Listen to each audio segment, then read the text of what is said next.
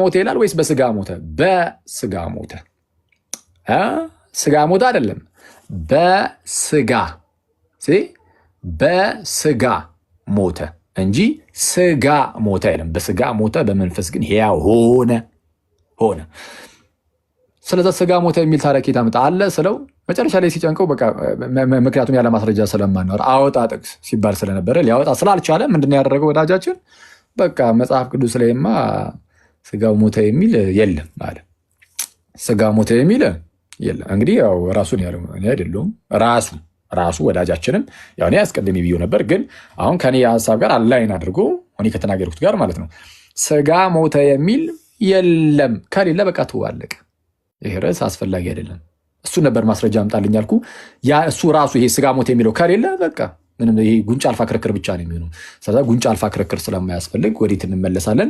አስቀድመን ወደ ተነሳንበት ወደ ፊልጵስዩስ ምዕራፍ 2 ቁጥር 6 ተመልከቱ። ፊልጵስዩስ ምዕራፍ 2 ቁጥር 6 ላይ እሺ፣ እርሱ በእግዚአብሔር መልክ ሲኖር ሳለ እርሱ የተባለው ጌታችን ኢየሱስ ነው። በእግዚአብሔር መልክ ሲኖር ሳለ ከእግዚአብሔር ጋር መተካከልን መቀማት እንደሚገባ ነገር አልቆጠረም፣ ወይም መቀማት እንደሚገባ ነገር አልቆጠረም ይላል። እሺ፣ እርሱ በእግዚአብሔር መልክ ሲኖር ሳለ ይላል። እግዚአብሔር ሳይሆን ያለው በእግዚአብሔር መልክ ሲኖር ሳለ ነው የሚለው አለ። እግዚአብሔር የሚለው እዚህ ጋር አብን ነው። ከዛ በኋላ በእግዚአብሔር መልክ ሲኖር ሳለ አለ። ስለዛ በእግዚአብሔር መልክ ሲኖር ሳለ ነው ያለው። በእግዚአብሔር መልክ መኖር ማለት ግን ምን ማለት ነው? ምን ማለት ነው? በእግዚአብሔር መልክ መኖር ማለት ከእግዚአብሔር ጋር ተካክሎ መኖር ማለት ነው። እሱን እዛው ጋር አብራርቶታል። እርሱ በእግዚአብሔር መልክ ሲኖር ሳለ ከእግዚአብሔር ጋር መተካከልን ወይም እኩል መሆንን መቀማት እንደሚገባ ነገር አልቆጠረውም። ከእግዚአብሔር ጋር እኩል መሆንን መተካከልን በእግዚአብሔር መልክ ስትኖር ከእግዚአብሔር ጋር መተካከል አለ፣ ከእግዚአብሔር ጋር እኩል መሆን አለ። ከዛ በኋላ ይሄ ራሱ ግን ከእግዚአብሔር ጋር መስተካከልን መቀማት እንደሚገባ ነገር አልቆጠረውም የተባለው ያ ጌታ ደግሞ የባሪያን መልክ ደግሞ ያዘ ተባለ። ነገር ግን የባሪያን መልክ ይዞ በሰው ምሳሌ ሆኖ ራሱን ባዶ አደረገ አለ። የባሪያን መልክ የያዘው ማን ነው? እዚህ ጋር የባሪያን መልክ የያዘው ማን ነው? በእግዚአብሔር መልክ ሲኖር የነበረው ከእግዚአብሔር ጋር እኩል የሆነው እርሱ ከእግዚአብሔር ጋር የተካከለው ከእግዚአብሔር ጋር የተካከለው እኩል የሆነው እርሱ የባሪያን መልክ ደግሞ ያዘ። ስለዚህ የባሪያን መልክ ይዞ የመጣው እኮ እርሱ ነው። በሰው ምሳሌ ሆኖ ራሱን ባዶ አደረገ የተባለው ራሱ ነው። ማን? ከእግዚአብሔር ጋር የሚተካከለው ከእግዚአብሔር ጋር የተካከለው እርሱ ራሱን ባዶ አደረገ ተባለ። ስለዚህ አሁን ራሱን ባዶ አደረገ የተባለው እሱ ለምን? የባሪያን መልክ ይዞ አለና በሰው ምሳሌ ሆኖ አለና። ቀጠል አድርጎ ምን ይላል? በምስሉም እንደ ሰው ተገኝቶ ራሱን አዋረደ እንኳን ተባለ። ራሱን አዋረደ የተባለው ማን ነው? አምላክ ወይም በእግዚአብሔር መልክ ይኖር የነበረው ወይም ከእግዚአብሔር ጋር የተካከለው እርሱ ራሱን አዋረደ፣ ለሞትም ይኸውም የመስቀል ሞት እንኳ የታዘዘ ሆነ። እሺ፣ ማን ነው ለሞትም ይኸውም የመስቀል ሞት እንኳ የታዘዘ ሆነ ተባለ አይደል? ለሞት የታዘዘ ሆነ የተባለው ማን ነው? ራሱ በእግዚአብሔር መልክ ይኖር የነበረው ከእግዚአብሔር ጋር የተካከለው እኩል የሆነው ማለት ነው እርሱ ነው። ይኸው ሞት የተባለው ራሱን አዋረደ፣ የባሪያን መልክ የያዘ ሰው ሆነ እየተባለ ያለው። ስለዚህ የሞተው አምላክ ነው አይደለም? ነው። እንዴት? የአብርሃምን ዘር ይዞ የባሪያን መልክ ይዞ በሰው ምሳሌ ሆኖ በምስሉ እንደ ሰው ተገኝቶ ምን አደረገ? ለሞት ይኸውም የመስቀል ሞት እንኳ የታዘዘ ሆነ። ስለዛ በአጭሩ በስጋ አምላክ ሞቶልናል። ስለዚህ የመመለክ ጉዳይ ላይም ጌታችን ኢየሱስ ሲመለክ ስጋ እና መለኮት ሁለቱ ሆነው እየተመለኩ አይነት ነገር እንደዛ አይደለም። እንደዚህ አይነት ትምህርት በእኛ ዘንድ የለም። ይሄ በጣም የተጠላ ትምህርት ነው። መለኮትና ትስብእት ሁለቱ እየተመለኩ ተብሎ አይነገርም። የሚመለክ አንድ አምላክ አለን፣ የአንድ ጌታ አለን። የአንዱ ጌታ ስጋን ይዞ መጣ። ስጋን ልክ ሲነሳ እሱ ካላፈረበት ስጋውን ማለት ነው ካላፈረበት አንተ ማንህና ነው ስጋን ዙር አድርግና ከዛ በኋላ እሰግድልሃለሁ፣ ስጋህን ዙር አድርግና ከዛ በኋላ አመልክሃለሁ የምትለው ነው። የቅዱስ አትናቴዎስ ማብራሪያ ይህንን ነው የሚያሳየው። እንደውም ዮሐንስ ወንጌል ምዕራፍ 9 ላይ ያለውን ሰው ያነሳና የዓይነ ስውሩን ወይም ለምጻሙን ኤኒዌይስ ሲሰግድለት ታያለህ ይላል እና ለመስገድ ስጋህን ዞር አድርግልኝና ልስገድ አይልም። ስለዛ ምንድነው በክርስቶስ ፊት አምልኮን ስናቀርብ ለአምላክ አምልኮን እናቀርባለን። ያ አምላክ ግን ስጋን ስለያዘ በዛ ምንድነው ስጋ ራሱ በተዋህደው መለኮት በኩል የሚመለክ ሆነ። በተዋህደው ብን በኩል በተዋህደው መለኮት በኩል የሚመለክ ሆነ። የሚመለክ መለኮትን ተዋህዷልና ሰው ከዛ አንጻር የሚታይ ነው እንጂ ስጋና መለኮት በአንድ ሁለቱም የሚመለኩ ተብሎ አይደለም የሚነገረው። የሚመለከው መለኮት ስጋን የራሱ ስላደረገ በዛ በመለኮቱ ከመለኮቱ አንጻር የሚመለክ ሆነ ተብሎ ይነገራል። ይሄ በጣም ሲምፕል ነው እና ከዛ አንጻር የሚታይ ነው። እሺ ሌላ ጥያቄ ያለው ሰው ካለ መቀጠል ይችላል። ጀማል ተመልሷል። ቅድም ወጥተህ ነበር። ምን ላይ ነበረ የቆመው? ቅድም እያወራን ነበረ ማለት ተቋርጬ ነበርና ኔትወርኬ ነው።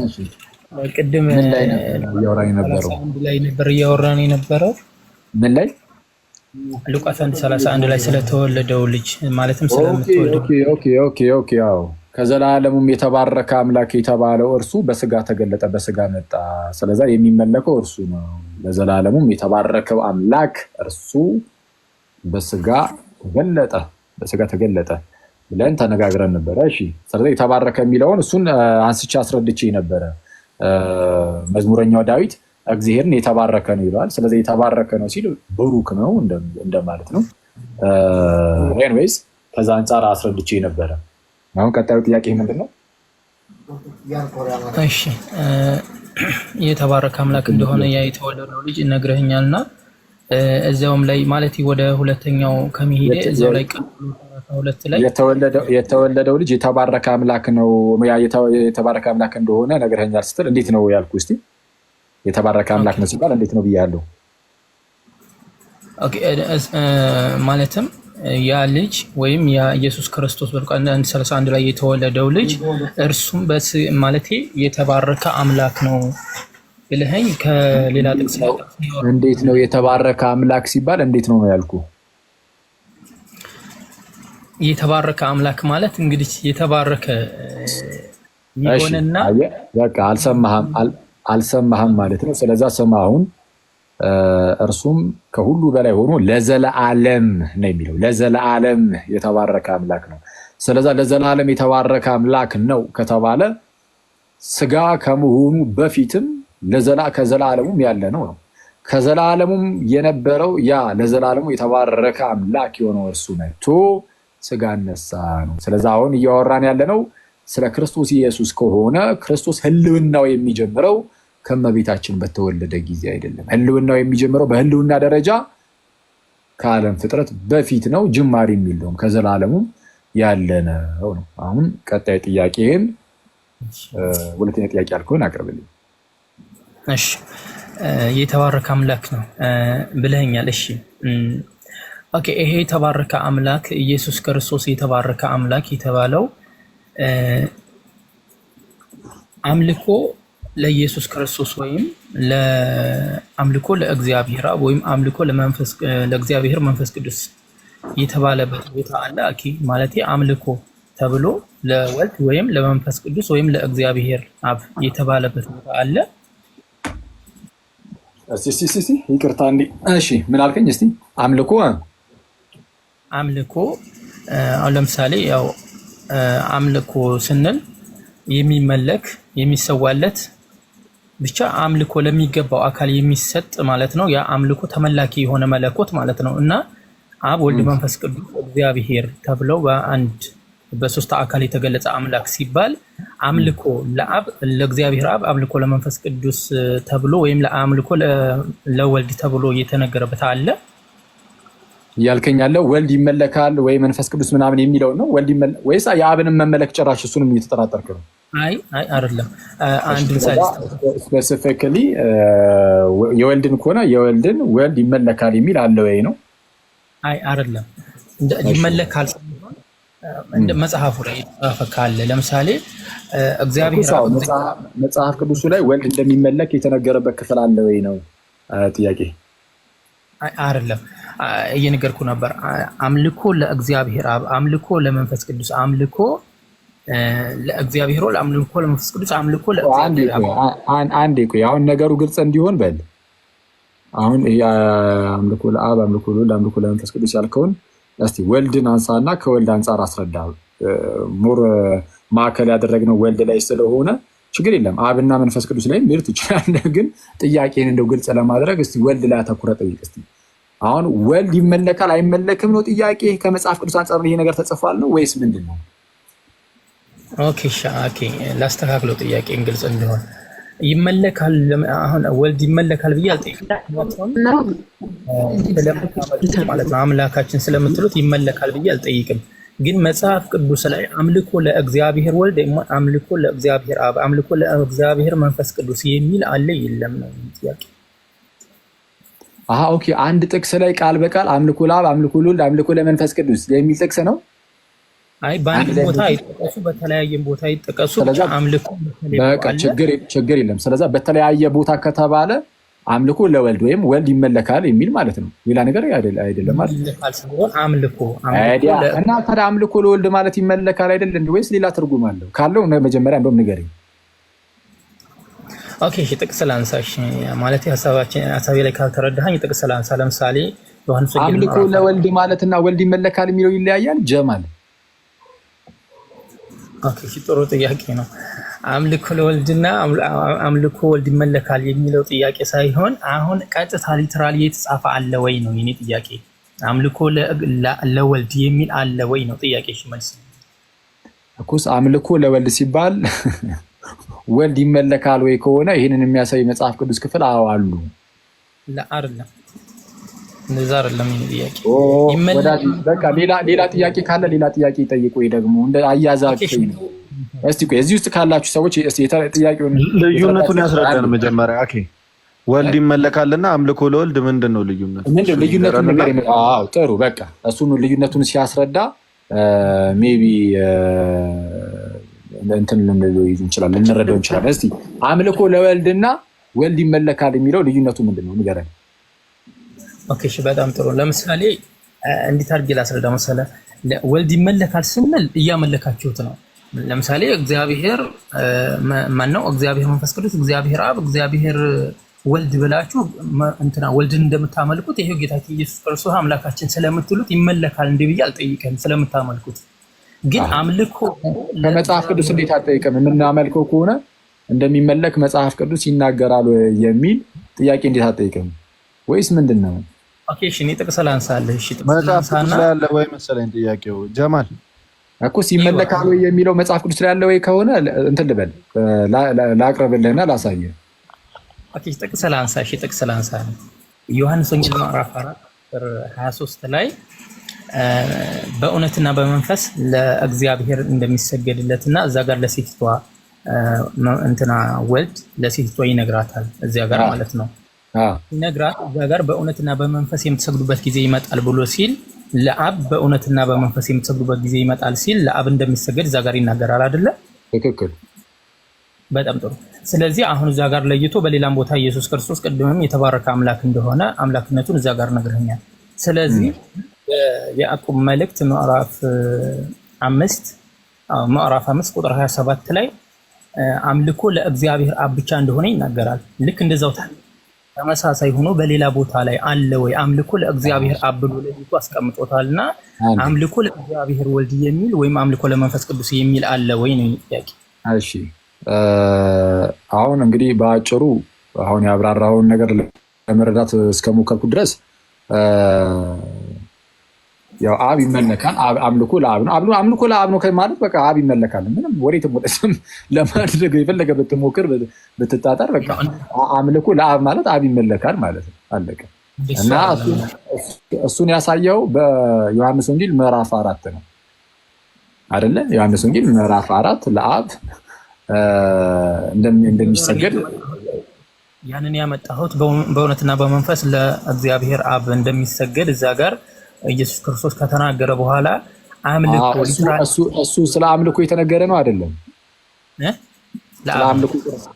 ስለ አምልኮ ለአብ ነው ግን ስለ አምልኮ የተነገረ ነው አይደለም ስለ አምልኮ ነው ይዋው ያው ስለ አምልኮ ሲነገር ስግደትን አንስቶ አስቀመጠ አሁን ሚውት አድርግና ስማ ሚውት አድርገው ስለ አምልኮ ጀማል ወንድማችን ስለ አምልኮ ጠየቀና ስግደትን አንስቶ ይሄው ልክ እንደዚህ ምናምን ብሎ አስቀምጦ ተናገረ።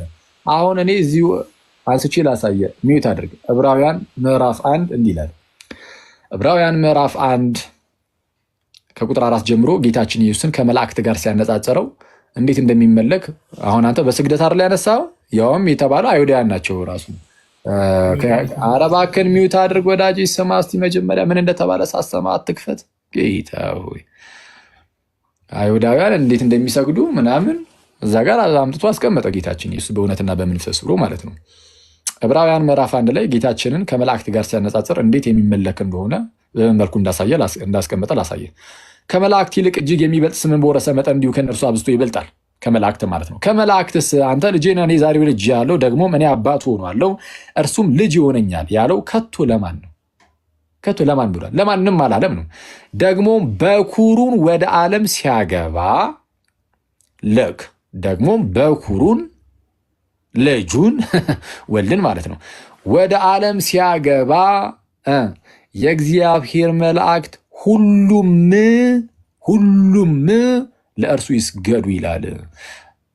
ለማን? ለእርሱ ለበኩሩ።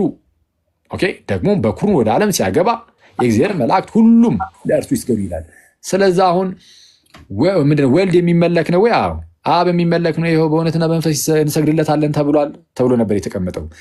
መላእክት ሳይቀሩ መላእክት የትኞቹ መላእክት? ቅዱስ ሚካኤልና ቅዱስ ገብርኤል ብቻ አይደሉም። ይልቁንም መላእክት ሁሉም ነው የሚለው ይታያችኋል ጋይስ። መላእክት ብሎ ምን ይላል?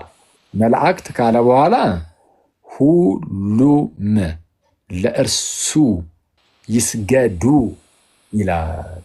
ለእርሱ ይስገዱ ይላል። ለምን? እርሱ አምላክ ነው። ቁጥር 8 ላይ እዛው ዝቅ ብሎ ምን ይላል? ስለ ልጁ ይልና አምላክ ሆይ ዙፋንህ እስከ ዘላለም ድረስ ይኖራል፣ የመንግስትን በትር የቅንነት በትር ነው። ስለ ልጁ ግን አምላክ ሆይ ዙፋንህ እስከ ዘላለም ድረስ ይኖራል፣ የመንግስት በትር የቅንነት በትር ነው። ስለዚህ መለስ አድርጎና ቁጥር 6 ላይ ምን አለ? ደግሞም በኩሩን ወደ ዓለም ሲያገባ የእግዚአብሔር መላእክት ሁሉም ለእርሱ ይስገዱ ይላል። ስለዚ ይኸው እንደሚመለክ ግልጽ ነው። ለውራ ይቻላል። ይኸው አልተመለሰልህም አሁንም እኔ ያወራሁትና የመለስክልኝ ያለው ነገር ለተማሪዎቹ ጥሩ ነው፣ ለእኔ ግን መልስ አይደለም። ለምን እንደሆነ ታውቃለህ? እኔ እያወራሁ ያለሁት አምልኮ ለእከሌ የሚል አለ በመጽሐፍ ቅዱስ ላይ ለእግዚአብሔር አብ እንደሆነ ተገልጿል። ለእግዚአብሔር ወልድ የሚል ወይም ለእግዚአብሔር መንፈስ ቅዱስ የሚባል አልተቀመጠም። ስለዚህ መለኮትን ስግደትን ይዘህ ነው ያወራኸው። አምልኮ ምንድን ነው? ስግደትን ይዘህ ነው ያወራኸው አልክ። እሺ በመጽሐፍ ቅዱስ እሺ ቀጥል። እሺ በመጽሐፍ ቅዱስ ምን ግዴታና አሁን ይዘህ ነው ያወራኸኝ። እኔ አምልኮት ለማን ይገባል ብሎ እንዳስቀመጠው መጽሐፍ ቅዱስ ለይቶ አስቀምጦልናል። ስለዚህ አምልኮት ይገባል አብሁኑ ከሆነ የሚመለከው ኢየሱስ ክርስቶስ ስለተጻፈ እንጂ አምልኮ ይገባዋል ተብሎ አልተጻፈም። ወይስ ተጽፎ ከሆነ ስጠን እያልኩኝ ነው። እሺ በአጭሩ ስግደትን ይዘን የተናገርከው ላልከው አንተ ራስህ እኮ ስግደትን ይዘህ ተናግረህ ነበር ወይስ ረሳኸው? በአንዴ አልረሳሁትም። እኔ ዮሐንስ ወንጌል ምዕራፍ 4ን ጠቅሰህ ዮሐንስ ወንጌል ምዕራፍ 4ን ጠቅሰህ በእውነትና በመንፈስ የሚሰግዱበት ጊዜ ይመጣል የሚለውን ሰው የሚሰግዱበት የሚለውን ተናገርክና ከዛ ደግሞ እንደው አምልኮ ላብ ይገባል ማን የሚል ነገር አስቀመጥ። ትክክል ነው። ሰው ይህ መላእክት ሁሉ ለእርሱ መስገዳቸው አንድም ሳይቀር መላእክት ሁሉም ነው የተባለው። ባይዚ መላእክት ሁሉም የሚሰግዱለት ምንም አይነት ፍጡር የለም በነገራችን ላይ አለ። መላእክት ሁሉ የሚሰግዱለት አለ የለም?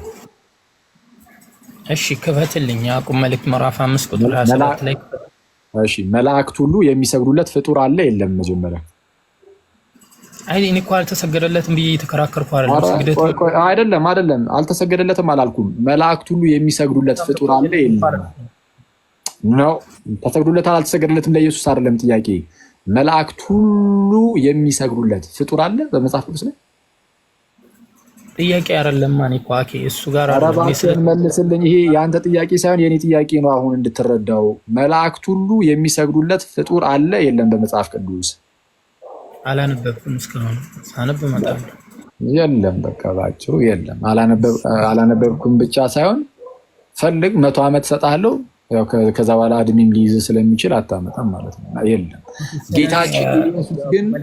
ጌታችን ኢየሱስ እሺ ክፈትለት። ጌታችን ኢየሱስ ግን መላእክቱ ሁሉ የሚሰግዱለት እንደሆነ በግልጽ ተናግሯል። ይሄ የሚመለክ እንደሆነ ግልጽ ነው። እሺ ክፈትለት። እዚህ ላይ ግን እመለሳለሁ። እዚህ ብራ ላይ ያነሳበት ላይ እመለሳለሁ። ፍቃድ ያዕቆብ 5:27 ይቻላል።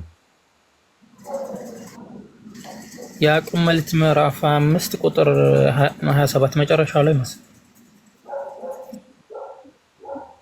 የለውማ ቁጥር 27 ያዕቆብ ማን ነበረ? ያዕቆብ 20 ድረስ ነው። ይሁዳ መልእክት ይደለም እስኪ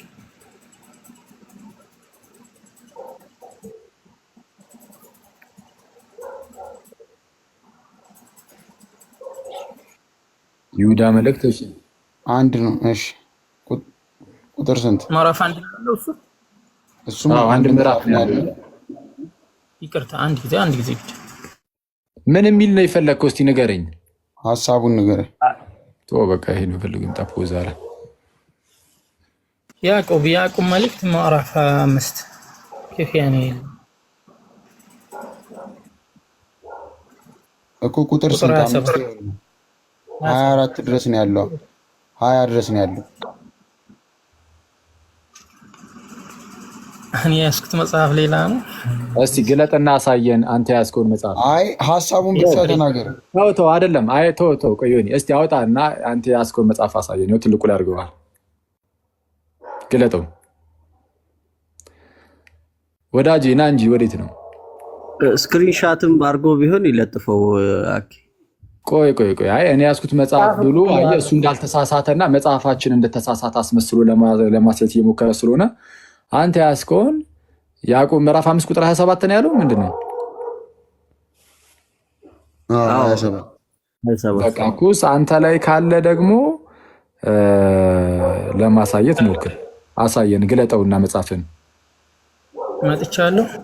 መታ ላይ ግለጠው መጽሐፍን። ምዕራፍ አንድ ይቅርታ በጣም ያዕቆብ 1 ምዕራፍ 1 ያዕቆብ መልእክት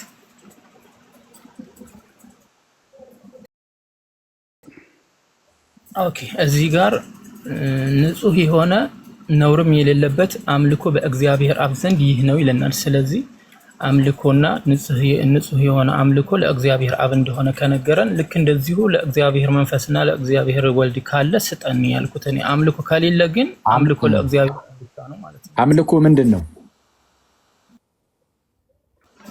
አለ አሳያለሁ። አሁን ለአብ ብቻ ሳይሆን ለወልድም አምልኮ እንዳለ እሱን አሳያለሁ ቀጥታ ማለት ነው። ግን አምልኮ ምንድን ነው?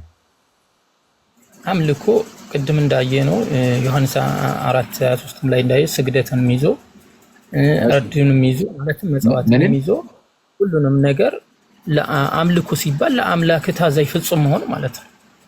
እሺ አንዴ አሁን ሚዩት አድርገው እንግዲህ። እሺ ወዳጃችን ጀማል አምልኮ ምንድን ሲባል አንደኛ ቅድም እንዳየ ነው ስግደትን ይዞ ብሎ ጀመረ። በቃ የመጀመሪያው ራሱ አምልኮ ሲባል ጭንቅላቱ ላይ ይመጣል ስግደት ነው። ከስግደት ጋር ተያይዞ አንዴ መሀል ላይ አትግባ ጌታ ኢየሱስ። ካሁን በኋላ ከገባ እንግዲህ እኛ ስለሚደክመን ዝም ብለን ያው እንግዲህ እናጠቃልሏለን ማለት ነው። አንተ ወርደህ ስለዛ ዝም ብለን እንደዚሁ አትግባ። ስግደትን የጠቀሰው እንደሰማችሁት እና ከስግደት ጋር ተያይዞ ደግሞ ለጌታችን ኢየሱስ ጉልበት ሁሉ ይንበርከክ ይላል። በሌላ ክፍል ላይ ደግሞ መላእክት ሁሉ ይንበረከካሉ ይላል። ኦኬ በተለይ አሁን ቅድም ባየነው ክፍል ላይ ዕብራውያን 1 ላይ መላእክት ይልና ይሰግዱለታል ይስገዱለታል የሚለው መላእክት ይስገዱለት ሳይሆን መላእክት ይስገዱለት ሳይሆን መላእክት ሁሉም ኦኬ ሁሉም መላእክት ሁሉም። ሲቀጥል ግን ከእግዚአብሔር አብ ጋር በአንድነት የሚመሰገን ማለት በፍጥረት ሁሉ ከአብ ጋር በአንድነት የሚመሰገን ነው። ስለዚህ አምልኮ የሚቀበል ነው ራሱ ወልድ ማለት ነው። እሺ ማስረጃ ራእይ መጽሐፍ አውጣ። ራእይ መጽሐፍ ምዕራፍ 5 ላይ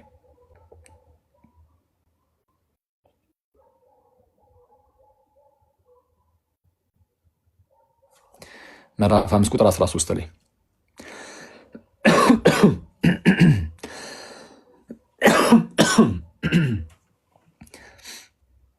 እሺ በሰማይና በምድር ከምድርም በታች በባህርም ላይ ያለ ፍጥረት ሁሉ ልክ በሰማይ በምድርም ከምድርም በታች በባህርም ላይ ያለ ፍጥረት ሁሉ በእነርሱም ውስጥ ያለ ሁሉ ምን አለ?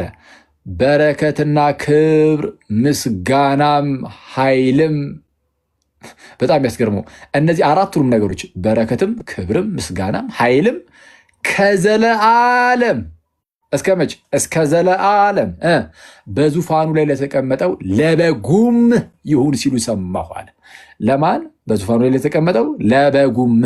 እነሆ የዓለምን ኃጢአት የሚያስወግድ የእግዚአብሔር በግ ተብሎ የተጠራው ጌታችን ኢየሱስ እንደሆነ እናውቃለን። ስለዛ በረከትም ክብርም ምስጋናም ኃይልም ከዘላለም እስከ ዘላለም ለአብ እና ለወልድ ይሁን ብሎ በዚህ መልኩ ካስቀመጠ እንግዲያውስ ወልድ ከአብ ጋር በአንድነት የሚመለክ እንደሆነ ግልጽ ነው። ቅድም ደግሞ እንዳሳዩአችሁ በዚህ ይሄን ያህል ካሳየን በቂ ነው። ዕብራውያን ምዕራፍ 1 ቁጥር 6 ላይ ያስቀመጥኩት ግን እንዳይረሳ። ዕብራውያን ምዕራፍ 1 ቁጥር 6 ላይ ምንድነው? መላእክት ሁሉ ወርሺፕ ያርጉት ነው የሚለው። let all the angels of God worship him። እሱ እንግሊዝኛ ያደርገዋል እንዴ? እሱ መጽሐፍ እንትኑ እንግሊዝኛ አለው ላውራ እንግሊዝኛ አለው። አንድ ይቀር እንግሊዝኛ አለው ኪንግ ጄምስ ከሆነ ነው። እስቲ ሌላ ምን አለ? ኦኬ ኪንግ ጄምስ ብቻ ነው ለጊዜው ያላወረደውም ያኛው። እሺ እስቲ በቃ የኪንግ ጄምስ ነው። እሺ እንዲህ ይላል እሱ ያው የድሮ እንግሊዝኛ ነው የሚጠቀመው እንግዲህ and again when he brings in the first begotten into the world he says ምን ይላል? and let all the angels of God worship him and let all the angels of God worship him ብሎ ይናገራል። ያው worship ያርጉት፣ ይስገዱለት፣ worship ያርጉት። በቃ ይሄ አምልኮን በግልጽ የሚያሳይ ነው። ቀጥል። አሁን ይሄ ጥያቄ ካልተመለሰልህ እንግዲህ ምን እንዴት አድርጌ ላይ ቆመልና እሺ እንደወራ ከተቀደልኝ ላውራ። እዚህ ላይ ያወራህ ያለሁት ግልጽ ነው። እኔ ያወራሁት ያለሁት ምንድነው? አይሰገድለትም፣ አምልኮ አይገባውም እያልከ ማለት እንደማይገባው አድርጌ እንዳመጣሁኝ አድርገህ ነው እና ያወራኸው። እኔ እንደሱ እያልኩኝ አይደለም። አምልኮ እንደማይገባው አድርገህ ካላመጣ ታዲያ ምንድነው ጥያቄ? አወዛገብከን እኮ ጀማል። አምልኮ አይገባውም ብዬ አልመጣሁም ትላለህ። መልሰህ ደግሞ አምልኮ እንደሚገባው ማስረጃ አምጡ ትላለህ። እስቲ እኔ እንግዲህ አሁን ሰውም አሁን ዝም ብሎ እንደ ፈን ይቆጥረው ጀመር፣ መሳቅ ጀመር ህዝቡ ራሱ እና እንደዛም እንዳይሆን አሁን በቃ ጥያቄ ካለ ደግሞ ወደ ቀጣይ ጥያቄ ይለፍ። እስቲ ደግሞ ሌላውንም ሰው የሚጠቅም ነገር ማለት ነው። እንግዲህ አሁን ይሄ በግልጽ ተመለሰልህ። ሌላ ጥያቄ ደግሞ ጠይቅ። እሺ አንዲ ላውራና እዚህ ላይ እሺ እዚህ ጋር ቆማለሁ፣ ችግር የለውም። እዚህ ጋር አነሳሁት ላይ ላውራና እዚህ ጋር እመጣለሁኝ አብራው ላይ ማለት ነው። እኔ እያወራሁ ያለሁት አምልኮ ለእግዚአብሔር አብ እንደሆነ ካስቀመጠልን ማንን ነው የምናመልከው ወይም የምታመልኩት? አብን ነው የምናመልከው። አብን እናመልካለን ማለት ግን ወልድና መንፈስ ቅዱስን አናመልክም ማለት አይደለም። ወልድና መንፈስ ቅዱስ በአንድነት አምልኮ የሚቀበሉ ናቸው ከአብ ጋር እንጂ ከአብ የተነጠሉ ሌላ አማልክት አይደሉም።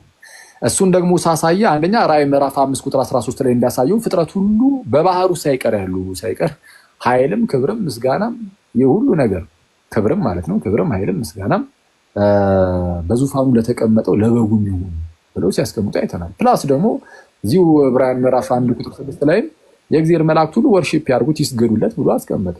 ያምልኮ ለእግዚአብሔር ይመለካል፣ ማነው እግዚአብሔር አብ ይመለካል።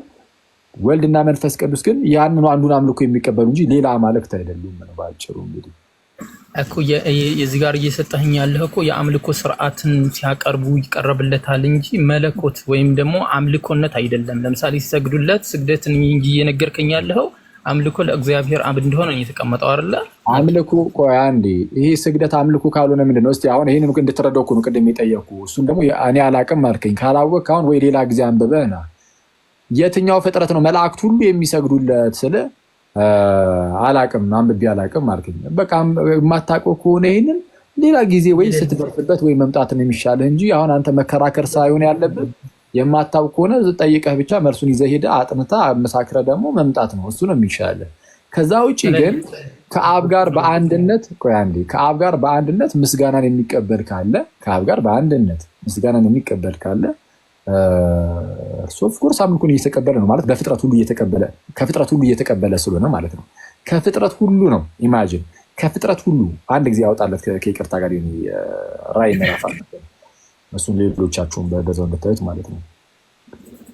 ራእይ ምዕራፍ 5 ቁጥር 13 በሰማይ እና በምድር ልክ በሰማይ እና በምድር ከምድርም በታች በባህርም ላይ ያለ ፍጥረት ሁሉ በእነርሱም ውስጥ ያለ ሁሉ አሁን ይሄ ሁሉ በአንድነት እንግዲህ ይህን ነገር ሊናገር ነው። ይሄ ፍጥረት ሁሉ እንዴት አንድ ፍጡርን ከፈጣሪ ጋር በአንድነት እንደዚህ ሊናገር ይችላል? አይችልም። ይሄ ሁሉ ፍጥረት ማለት ነው። በረከትና ክብር ምስጋናም ኃይልም ከዘላለም እስከ ዘላለም በዙፋኑ ላይ ለተቀመጠው ለበጉም ይሁን ሲሉ ሰማው።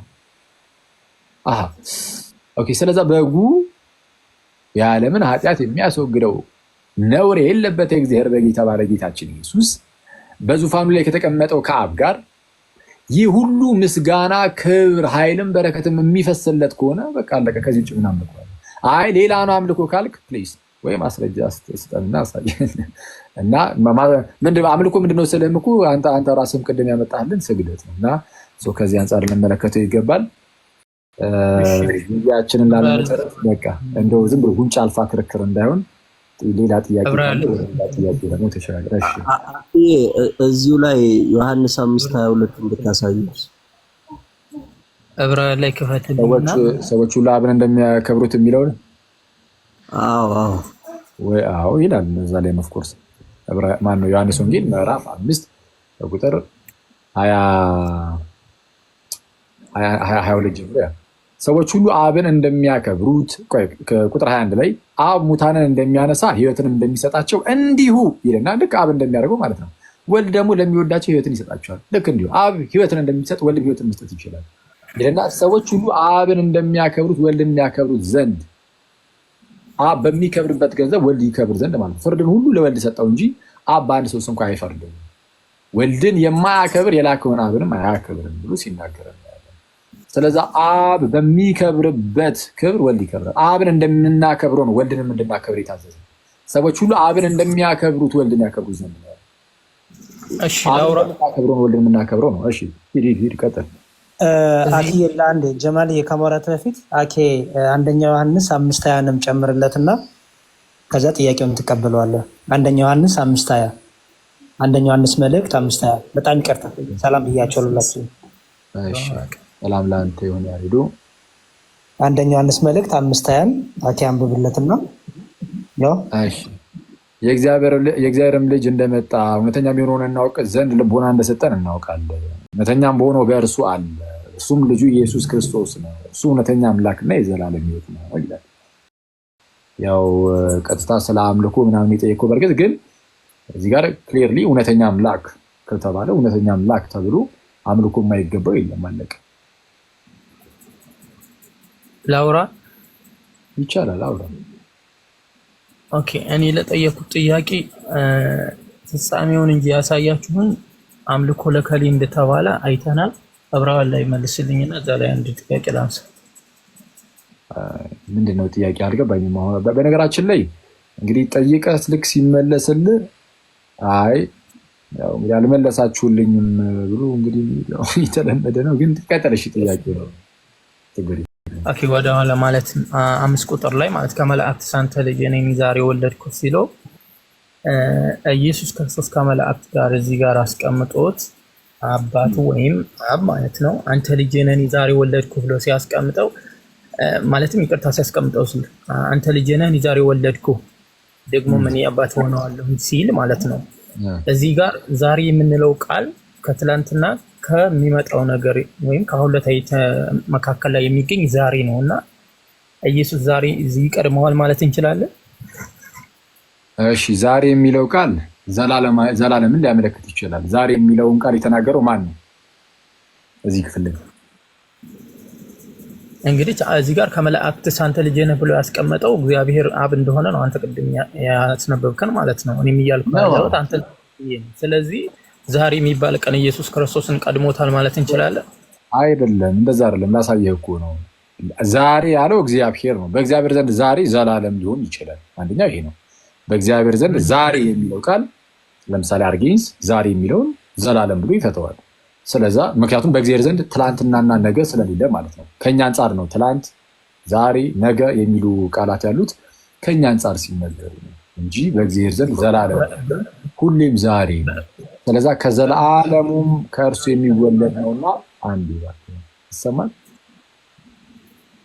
ይቅርታ ከተደረብኩ ማለት ነው። ዛሬ የሚለው በእግዚአብሔር ዘንድ ዛሬ የሚባለው ነገር ለሱ ሁሌም ዛሬ ነው ከተባለ ምንድን ነው ማስረጃችን? ከፍጥረትም በፊት ከዘላለሙም እንደሆነ እሺ፣ ማስረጃችን ከዛው እዚሁ ጋር ምንም ብዙም ሳንርቅ ከፍ በለት ቁጥር 2 ላይ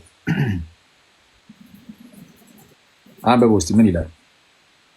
ሁሉን ወራሽ ባደረገው የሚለን ወራሽ እንዳደረገው ይናገራል። ደግሞም ዓለማትን በፈጠረበት ሲል በልጁ እንደፈጠረ ይናገራል አይደለ? ይሄ ያራ አንበብ ነው ያልኩ። ዓለማትን ሁሉን ወራሽ ባደረገው ደግሞም ዓለማትን በፈጠረበት በልጁ በዚህ ዘመን መጨረሻ ለኛ ተናገረን። እሱም የባህሩ ምሳሌ ሆኖ ሁሉም በስልጣን ቃል የደገፈ ኃጢአታችን በራሱ ከነጻ በኋላ በሰማያት በግርማው ቀኝ ተቀመጠ ይላል። ዓለማትን የፈጠረው በምኑ ይላል?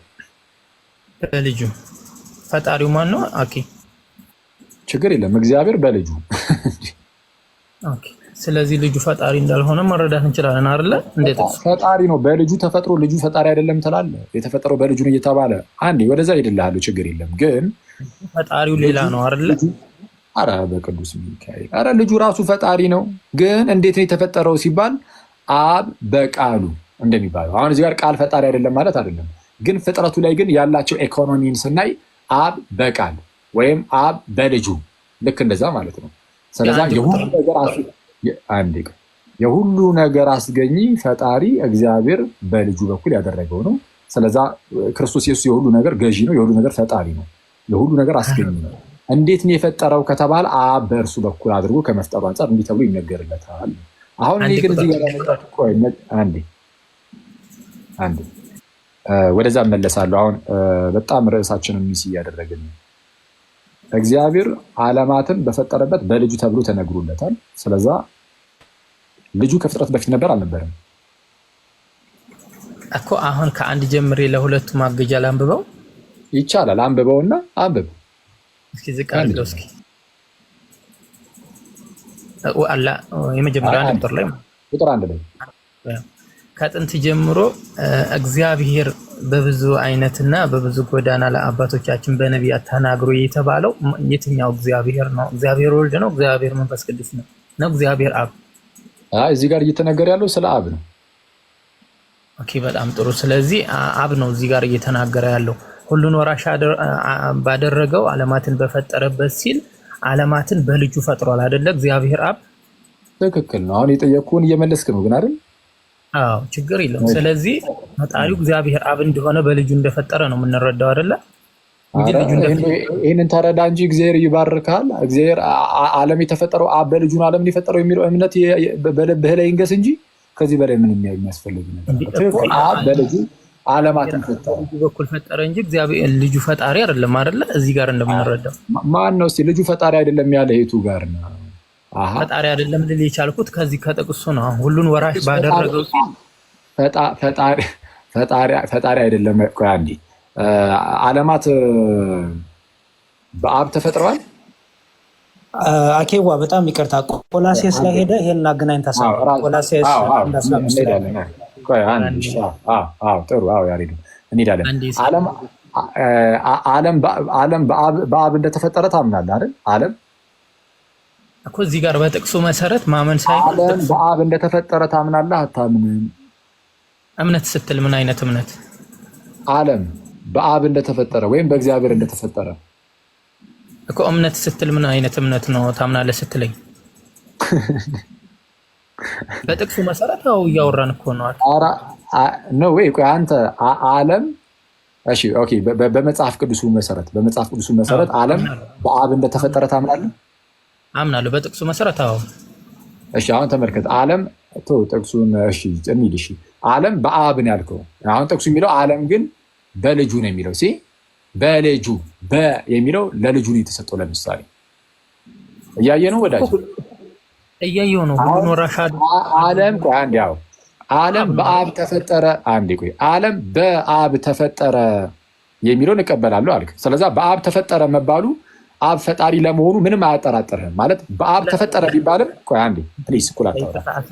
በአብ ተፈጠረ እባክህን አንዴ ጀማል አንዴ እኩል አታውራ።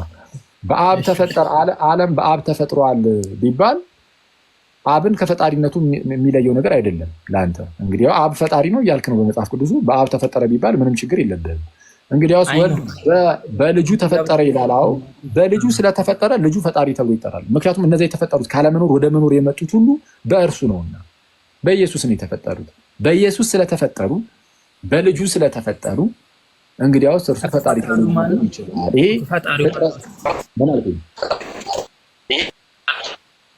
እንትን ማማያ እንደሚውት አድርጊው እንትን እያለ ነው።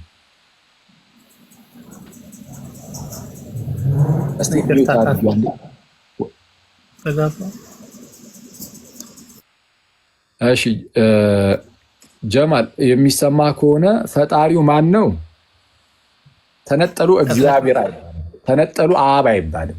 ተነጠሉ አብ አይባልም። ምክንያቱም ያለ ወልድ የተፈጠረ ምንም ነገር የለም። ያለ ወልድ የተፈጠረ ምንም ነገር ስለሌለ ፈጣሪው አብ ብቻ ነው አይባልም። አዎ ፈጣሪው አብ ነው ልትል ትችላለህ፣ ግን ነጥለህ ግን አይደለም በልጁ ስለሚል። ስለዛ የፍጥረት ነገር የሚሰጠው ለአብም ለወልድም ለመንፈስ ቅዱስም ነው። አሁን እዚህ ክፍል ላይ ብቻ ተረጋግተን እንካልን ለአብም ለወልድም የፍጥረት ነገር የሚሰጠው ለአብም ለወልድም እንጂ ለአብ ብቻ አይደለም።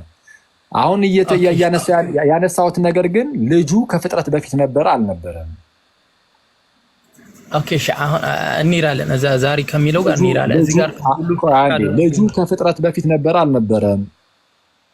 ከፍጥረትማ ዛሬ ወለድኩ ብሎታል። ዛሬ እንደሚቀድመው እኮ አየን። ልጁ ከፍጥረት በፊት ነበረ አልነበረም? ቁጥር 2 ላይ እዚህ የምናየው ላይ ነው። ሁሉን ወራሽ ባደረገው ቢል ሁሉን ወራሽ ባደረገው ሲል ከፍጥረት በፊት ነው ወይ ብለህ እየጠየቀኝ ነው? ሁሉን ወራሽ ባደረገው ደግሞም ምንን በፈጠረበት ይላል? ዓለማትን በፈጠረበት በልጁ። አዎ ዓለማትን በፈጠረበት በልጁ። ስለዛ ልጁ ከዓለማት መፈጠር እንኳን አስቀድሞ ነበር አልነበረም? ልጅ ምን አልከኝ? ኤዲያ አታዘገኝ እንደው በቅዱስ ሚካኤል እኔ ይደክመኛል። በቃ እንደውም በቃ ሌላ ሰው ካለ ኧረ ያማርራል። ይሄ ጀማል ሆን ብለህ እያደረግከው ስለሆነ ያማርራል። ልጁ ከዓለም ፍጥረት በፊት ነበረ አልነበረም እኮ? ሁሉ ወራሽ ሲያደርገው እኮ ዓለም ስለነበረ ነው ሁሉን ወራሽ አደረገው ሲለን እኮ ምኑን እንረዳ ታዲያ? ኧረ እባክህን መስቲ የጠየኩን በግልጽ መልስልኝ። ዓለማት ከመፈጠራቸው በፊት ልጁ ነበረ አልነበረም? ዓለማት ከመፈጠሩ በፊት እዚህ ጋር እያስረዳን ያለው በልጁ እንደተፈጠረ ነው ጥቅሱ ላይ ያለው። አዎ ትክክል ነው። ዓለማት የተፈጠሩት በልጁ እንደሆነ ጥቅሱ ይናገራል። አልተሳሳትክም። ስለዚህ አሁን ዓለማት ከመፈጠራቸው በፊት ልጁ ነበር አልነበረም? ልጅ ነበር አልነበረም? ልጅ ኢየሱስ ክርስቶስ እናንተ ሰዎች ኧረ በቅዱስ ሚካኤል ኧረ ተው አትጫወቱብን እየገባችሁ። ለምር መልስልኝ። የመለስኩልህ እኮ ነው። ልጁ ዓለማት ከመፈጠራቸው በፊት ነበር ወይስ ከፍጥረት ሁሉ በፊት? ከፍጥረት ሁሉ በፊት ነበር ወይስ አልነበረም? አልነበረም። እንዴት ይኖራል? ዛሬ ወለድኩህ እያለው ዛሬ የሚባል ካልነበረ እንዴት ዓለማትን ፈጠረበት? በሌለ ነገር ነው የፈጠረው እኮ። ታች ጋር ዛሬ ወለድኩህ ይለዋል እኮ። ዛሬ የሚለውንማ ነገርኩህ እኮ። ለእሱ ማብራሪያ ነው ወደዚህ ያመጣሁት። ወደዚህ ያመጣሁት ሳመጣ ከመጽሐፍ ቅዱስ ጋር ቀጥታ ተላተምኩ። ምክንያቱም እዛ ክፍል ላይ ያለው በራስ ስለተረዳው። አሁን እየጠየኩ ያለሁት ምንድን ነው? ከዓለማት መፈጠር በፊት ልጁ ከሌለ እንዴት ነው በልጁ ዓለማትን የፈጠረው? ዛሬ በሚባል ቀን ከወለደው በኋላ ነው ዓለማትን የፈጠረው በልጁ። መቼ ነው ያ ዛሬ? ከእመቤታችን ሲወለድ ነው ከቅድስት ድንግል። እንግዲህ ያንማ እንዴት አውቃለሁ? ዛሬ የሚባል ቀን ከማታ ከሆነ በቃ ተው አታውራ ጀማል። በቃ ካላወቅ በቃ ተው አታውራ። ባታውራ ይሻላል። የማታውቀው ከሆነ ማለት ነው። የማታውቀው ከሆነ ለክርክር ሳይሆን መምጣት ያለብህ ለጥያቄ ነው። አየህ የሆነ ቦታ ላይ የሆነች ቦታ ሄደህ ለመዝጋት ለመደፈን ለመሸፈን ስትሞክር ሌላ ቦታ ላይ ይከፈትብሃል። አንድ ቦታ ጋር ሄደህ ለመሸፈን ያችን ቦታ ደግሞ ስትሄድ ሌላ ቦታ ጋር እየተከፈተብህ ተቸገርክና መጨረሻ ላይ እኔ እሱንማ ኧረ ምን አውቃለሁ አልክ። ስለዛ እኛን ጠይቀን እኛ ቀለል አድርገን ለማስረዳት እንሞክራለን። ጌታ በረዳለን። በአጭሩ ዛሬ ወለድኩ የሚለው አክቹዋሊ በሁለት ሊፈታ ይችላል። በእርግጥ በሁለት ሊፈታ ይችላል። ግን የመጀመሪያ ትርጉሙ ግን በእግዚአብሔር ዘንድ ዛሬ ዘላለም ነው እና ምክንያቱም እግዚአብሔር ከዓለማት ውጭ ስለሆነ አክቹዋሊ ዓለማት የተባለው እዚህ ጋር ኤዮንስ ነው የሚለው ግሪኩ ጊዜ እንደማለት ነው፣ ዘመናት እንደማለት ነው። ቅዱስ ዮሐንስ አፈወርቅ ደግሞ ይህንን ይዝና ዓለማትን በፈጠረበት የሚለውን ጊዜያትን በፈጠረበት ስለሚል ቀጥታ የግሪኩም ጊዜያት እንኳን የተፈጠሩት በእርሱ ነው፣ ስለዛ ከጊዜ ሁሉ በፊት ልጅ ነበረ ወልድ ነበረ ማለት ነው ብሎ ያስቀምጣል። ስለዛ ከዘመናት ሁሉ በፊት ነበረ። ዛሬ የሚለው በእግዚአብሔር ዘንድ ዛሬ አሁን ሁሌም ፕሬዘንት ነው። በቃ በእግዚአብሔር ዘንድ ትላንት የሚለው የለውም። በእግዚአብሔር ዘንድ ወይም ነገ የሚለው የለም። እነዚህ የምናልፋቸው ቀናት፣ ወደፊት የምንጠብቃቸው ቀናት ምናምን ለእኛ ነው ያሉት። በእግዚአብሔር ዘንድ ግን ሁሉም ነገር አሁን ነው። በእግዚአብሔር ዘንድ ሁሉም ነገር አሁን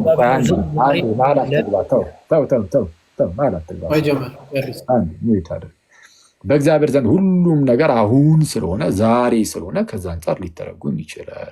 ስለዚህ ከዘላለሙም ያ ቃል ነበረና ኧረ እባክህን አንተ ስማ እስቲ መጀመሪያ ስትጠየቅ አራቅም ትላለህ፣ ሲመለስ ደግሞ ለማውራት ተገባለህ። እንዴት ይሆናል? ስለዛ ከፍጥረት ሁሉ በፊት ልጁ ነበረ ወይ ስለው የለም አለኝ። ግን አለ። አንደኛ ይሄው ባይኖር ኖሮ ዓለማትን ባልፈጠረበት ነበረ። ሲቀጥል ደግሞ ቃል በቃል መጽሐፍ ቅዱሳችን ከፍጥረት ሁሉ በፊት እንደነበረ ነግሮናል። ቆላስይስ ምዕራፍ 1 ቁጥር 15 ላይ እርሱ የማይታይ አምላክ ምሳሌ ነው ካለ በኋላ አሁን ቅድም ያነሳንላችሁ ጥቅስ ማለት ነው የሚታየውም የማይታየውም አለቅነት፣ ስልጣናት፣ ዙፋናት፣ ጌትነት በሰማይም ያለው በምድርም ያለው ሁሉ በእርሱ ተፈጥረዋልና ከፍጥረት ሁሉ በፊት በኩር ነው ይላል። ከማን በፊት? ከፍጥረት ሁሉ በፊት። አረ ስለዛ አሁን እስላሞች ልናገር የምችለው ምንድን ነው? መጽሐፍ ቅዱስ ምንድነው? ፈጣሪ አይደለም አምላክ አይደለም ብላችሁ እንደው አትምጡ። ይሄ በጣም ሼም ነው። መጽሐፍ ቅዱስ ይዘ ኢየሱስ ክርስቶስ በመጽሐፍ ቅዱስ አምላክ አይደለም ፈጣሪ አይደለም ተብሎ አይመጣም። ይሄ በጣም በጣም ድንቁርና ነው። ባይዘው መጽሐፍ ቅዱስ የኛን መጽሐፍ ቅዱስ ይዘ ምንድነው ኢየሱስ ክርስቶስ ፈጣሪ አይደለም ብሎ መናገር ይሄ ድንቁርና ነው። ልክ እንዴት ማለት መሰለ እኔ ለምሳሌ አንተን ቁርአን ይዤ አላህ አምላክ አይደለም ብዬ አላህ አምላክ አይደለም ነው የሚለው ቁርአን ብዬ እንደመምጣት ማለት ነው። አሁን እንደዛ በመጣ ድንቁርና አይሆንም ማለት እንግዲህ አምላክ የሚለውን በራስ በቁርአን ሴንስ ማለት ነው። ወይም ደግሞ መሐመድ ነብይ አይደለም ብዬ እንደመምጣት ነው። መሐመድ ነብይ አይደለም በቁርአኑ መሰረት ማለት ቁርአኑ ላይ በቃ እንደው ነብይ ነው የሚል እንደዛ የለም ብዬ እንደመምጣት ነው። በፈጣጣው የመካድ ነገር ማለት ነው። ስለዛ ሙስሊሞች እባካችሁ መጽሐፍ ቅዱስ ላይ ኢየሱስ ፈጣሪ አይደለም አምላክ አይደለም ብሎ እንደዚህ አይንን ፍጥጥ አድርጎ ጭራሽ ከፍጥረት በፊትም አይደለም። የእናንተ ደግሞ ከአሪዮስ የሚከፋው አሪዮስ ቢያንስ ከፍጥረት በፊት ነበረ ብሎ ከሌሎች ፍጥረታት ማለት ነው ቢያንስ ከሌሎቹ ፍጥረታት ከእነሱ ቀደም ብሎ ነበረ ብሎ ያስተምራል። ቢያንስ አሪዮስ ከሙስሊሞች የተሻለው እንትኑ እሱ ነው እና ከዛ አንጻር ልንመለከተው ይገባል። አሁን እኔ እንደዛ ስል ግን መሐመድ ነብይ ነው እያልኩኝ አይደለም። ያው ቢያንስ ግን በቁርአኑ ግን ነብይ ነው በቁርአኑ መሰረት። እሺ ሌላ ጥያቄ ካለ ወደ ሌላ ጥያቄ ደግሞ ሄደ። እሺ ሚውት አታደርጉ። ወደ ሌላ ጥያቄ ይበቃል። በቃ ይበቃል። ጀማል እግዚአብሔር ያክብርልን። መልካም አዳር። ሌላ ጊዜ ደግሞ ብቅ በል። ያው እንግዲህ ተመሰለ ያወራን ስለሆነ ሰዎችንም ላለማሰልቸት በቂ ነው። እግዚአብሔር ያክብርልን። ጥያቄ መቀየራችን ነው። በቃ ደግሞ እስቲ ሌላ ጥያቄሽ አንድ እንፍቀድለት ጋይስ። በጣም ብዙ ሰዓት ሰጥተናል፣ ግን እንደ አንድ ጥያቄ ሰየፋችሁት። ይበቃዋል። አክቹዋሊ ይበቃዋል። ጉንጫ አልፋ ክረከር ነው። እሺ ይሄን ያህል ከከፈሩ ይበቃቸዋል። ነገ ሻዳ ይዛሉ ነው እንዴ? ይሄ እንግዲህ ያው ግልጽ የሆነ ነገር ተመልክተናል ብዬ አስባለሁ። አሚን አሚን። አሁን መጠየቅ የምፈልገው እኔ እስልምና ላይ የሚሰሩ ክርስቲያን ወንድመቶች እንዴት ነው ከሙስሊሞች ጋር በዚህ ሁኔታ ሲከራከሩ የሚውሉት ነው። በጣም አስቸጋሪ ነው። በጌታ በጣም በጣም በጣም በጣም ይህ ጭቅጭቁ በጣም አደገኛ ነው። በጣም አደገኛ ነው።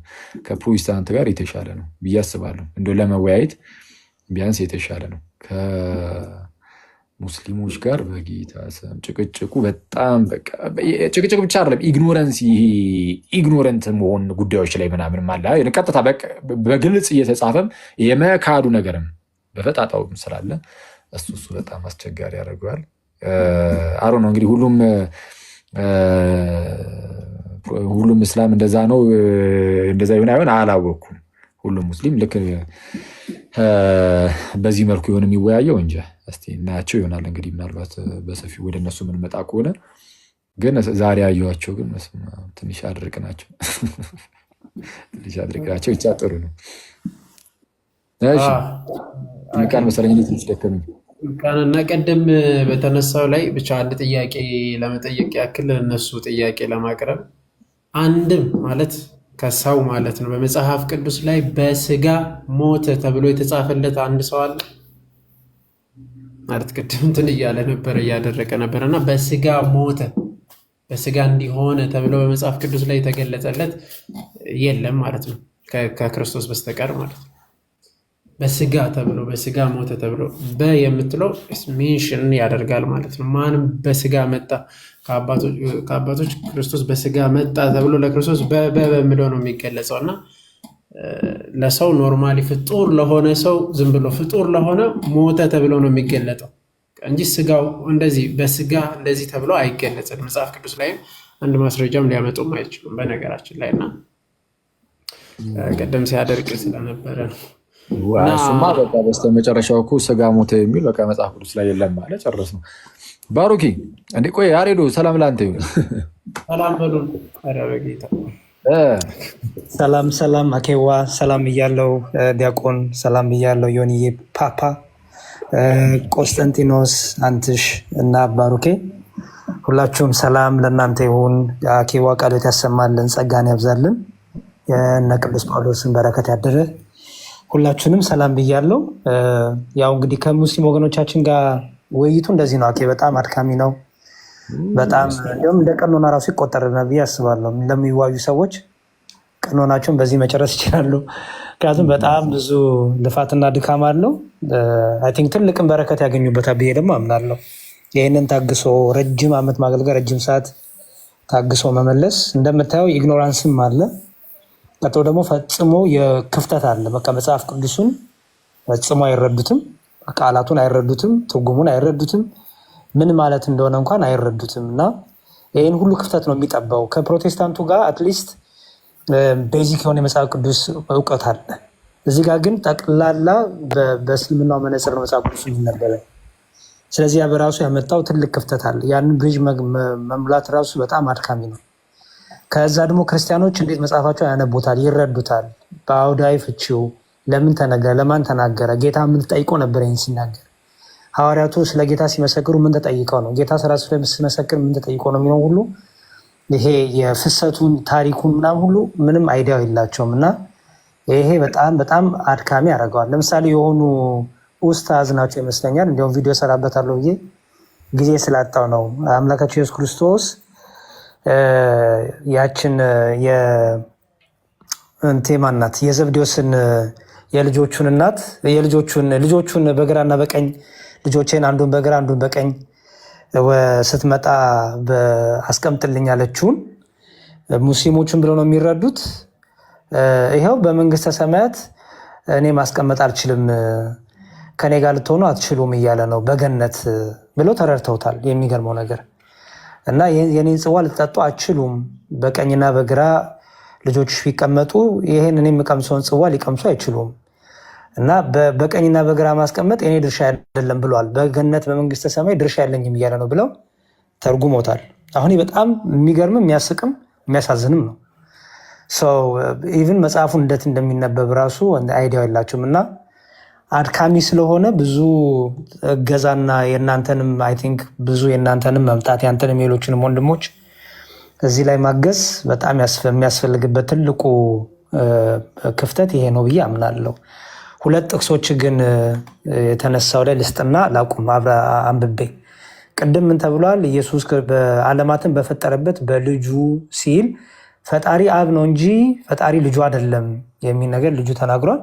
መጽሐፍ ቅዱስ ግን ይህንን ደግሞ ራሱ ቆላሲያስ ላይ ቅዱስ ጳውሎስ በመልእክቱ ቅድም እንዲነሳ ያሰብኩት ጥቅስ ነው። ቆላሲያስ 1 ከ15-16 ላይ ቆላሲያስ 1 ከ15-16 እርሱም የማይታይ አምላክ ምሳሌ ነው፣ የሚታዩትና የማይታዩትም ዙፋናት ቢሆኑ ወይም ጌትነት ወይም አለቅነት ወይም ስልጣናት በሰማይና በምድር ያሉት ሁሉ በእርሱ ተፈጥረዋልና ይልና፣ አስተውሉ፣ በሰማይና በምድር ያሉት ሁሉ በእርሱ ተፈጥረዋል ይላል። በማ በልጁ ከፍጥረት ሁሉ በፊት ደግሞ ምንድን ነው አለ? ልጁ በኩር ነው ይላል። ቅድም አኬ የጠየቀው ወንድማችንን ማለት ነው። እሱ በኩር ባይሆን እንዴት ነው ዓለማት በልጁ የሚፈጠረው? እርሱ ፈጣሪ ስለሆነ በኩር ነው። ፈጣሪ ስለሆነ ፍጥረትን ሁሉ ይቀድማል። ለእርሱ ጊዜም ገደብም የለውም። ለፈጡራን ጊዜ ገደብ አለ፣ ለፈጣሪ ግን ፈጣሪ ስለሆነ ያልኖረበት ዘመን የለም። ስለዚህ እርሱ በኩር ነው ተባለ። ከፍጥረት ሁሉ ነው የሚለው አስተውሉ። ከፍጥረት ሁሉ በኩር ነው፣ ያለን የነበረ ነው ማለት ነው። ሁሉ ደግሞ በእርሱና ለእርሱ ተፈጥሯል ይላል። ስለዚህ እርሱ ከፍጥረት ሁሉ በኩር ነው፣ ደግሞ እርሱ ለእርሱ ተፈጥሯል። እርሱ ደግሞ ራሱ ፈጣሪ ነው ይላል። ስለዚህ ፈጣሪ የሚለው በኩር የሚለው ዓለማት ሁሉ ከመፈጠሩ በፊት እርሱ የነበረ ነው ከተባለ መለኮት ነው፣ አምላክ ነው፣ ገዥ ነው፣ ሁሉን አድራጊ ነው የሚለውን ሁሉ ኮንትን አብሮ ይይዛል ማለት ነው። እና እነዚህን ሁሉ እንግዲህ ማስረዳት በጣም ከኛ ይጠበቃል። ልፋት አለው፣ ግን ሸክሙን ከተጋገዝን ከሁሉም ጋር ልፋቱ ይቀንሳል ብዬ አምናለሁ። እና እነ ማማዬም እነ ቆስጦንጢኖስም እነ ዮሐድዬም እነ ቤትሻም በጣም በእስልምና ላይ የሚሳተፉ ወንድሞቻችን እህቶቻችን በጣም እነ ቢኒ ትልቅ ክብር ይገባቸዋል ብዬ አምናለሁ። እና እግዚአብሔር እነሱንም ያበርታልን። እናንተንም ደግሞ እንደዚህ በዚህ ሁኔታ ደግሞ ማገዛችሁ ደግሞ በጣም ትልቅ ነገር ነው፣ ትልቅ ሸክም ነው የምትሸከሙት ብዬ አምናለሁ። አመሰግናለሁ። ስላረዘምክ ይቅር በሉኝ። እንግዲህ ስትልኝ እግዚአብሔር ያክብርልን። ዲያቆን እግዚአብሔር ያክብርልን። ሰላም በሉን። ቆስጠንጢኖስ፣ ባሮካ፣ አንትሽ ሰላም ለሁላችሁ። እንዴት አላችሁ? ልክ ስንጨርስ ሰላም እንባባላለን። የምንገርም ሰዎች። ምን ታደርጋለህ? ቀጥል። እንዴት ናችሁ እህት ወንድሞቼ? ሰላም ብያለሁ። አኬ ቃሉት ያሰማልን። በጣም ደስ ይላል። እግዚአብሔር ያክብርልን። በጣም ጸጋን ያብዛልን። ወንድማችን ትልቅ ሸክም እያቀለልክልን ነው በእንደዚህ አይነት መንገድ። ፔናችንንም ስለተሰማ ደስ ብሎናል በጣም። አይ ቲንክ እንደውም ቀላሉን ሰውን ያገኘው እንደውም መልካሙን ሰውን ያገኘው ይህን ማስበው ጀማል በውስጥ እኔን ያወራኛል፣ በጣም ያደርቀኛል። ከክርስቲያን ፋሚሊ ነው የመጣው። እሱም ደሮ አባቱ ካህን ናቸው መሰለኝ፣ እንደውም እንደዛ ብሎኛል። እና ብዙ ስራ መሰራት አለበት በእንደዚህ አይነት መልኩ ብዬ አስባለሁ። አይ ቲንክ ዛሬ በጣም ብዙ ካፊር እንደሚበዛ አምናለሁ። ብዙ ተምራችኋል። ጀማልም ጸጥ ብሎ ነው የወጣው። እስኪ እናወራዋለን እንደሚለን። ግን ሁላችሁንም በዚሁ አጋጣሚ ሰላም ብያለሁ። ከስር ያላችሁትም ያጀማ ሰላም ብለናል። የቤታችንም ባህሪ እዚያው መጣ ነው። ኤኒዌይስ በርቱልን፣ ቀጥሉ፣ ይልመድባችሁ። እንደዚህ ይልመድባችሁ።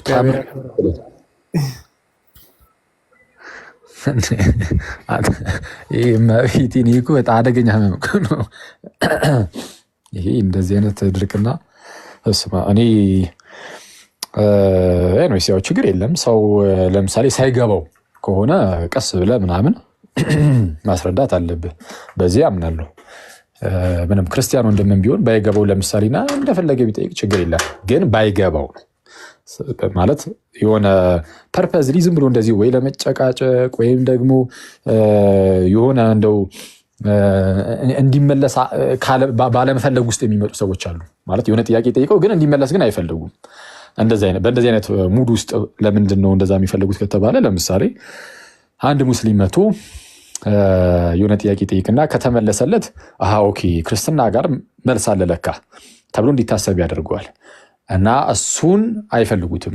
ስለዛ በቃ እንደዛ እንዳይባል ብቻ እንደዚሁ ድርቅ ብለው የሚከራከሩ ከሆነ እሱ በጣም አሰልቺ ነው እና ግን የተወሰነ ያስፈልጋል ብዬ ግን አስባለሁ። እንዲህ አልፎ አልፎ በቃ ሙስሊሞች ብቻ እየመጡ ጥያቄ እንዲጠይቁ እድሉን ክፍት ማድረግ ያለብን ይመስለኛል።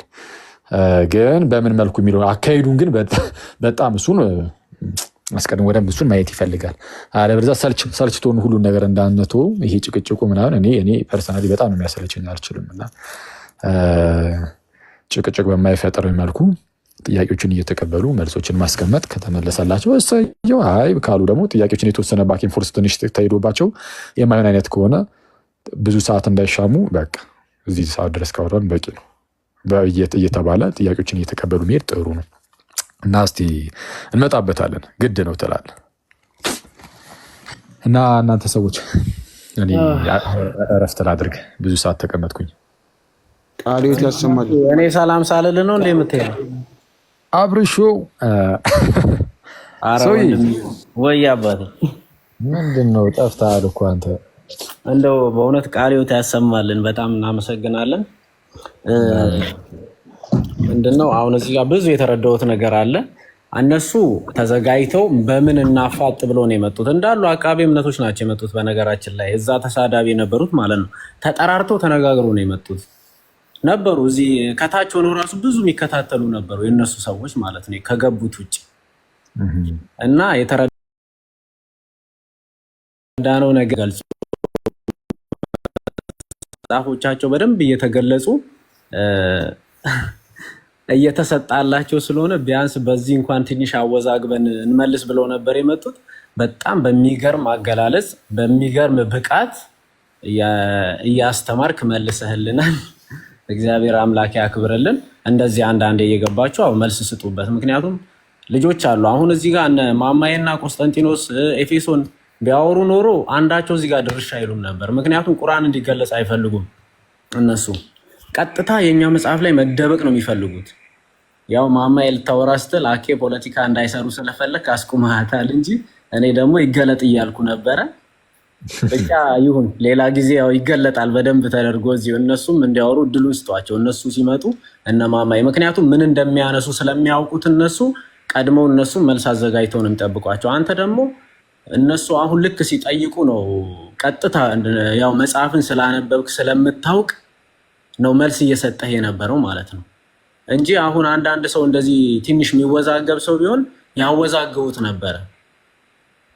ግን አሁን እንዲህ እስልምና ላይ የሚሰሩ ልጆች ከነሱ ጋር እንዲህ ሲኖሩ መሀል ላይ ከነሱ ጋር እንዲወያዩ ትንሽዬ ክፍተት መፍጠር ለነሱ እነሱም እንዲናገሩ ማለት የነሱ መጽሐፍ ሲገለጥ አንዳቸው አይቀመጡም እዚህ ማለት ነው። ዘለው ነው በርግገው የሚጠፉት። እንዲህ አይነት ነገር አለ። በጣም በርቱልኝ አባቴ፣ በጣም ደስ ብሎኛል። አኬዋ እወድሃለሁ ወንድሜ። አንሳ ሲደወል ትላለህ።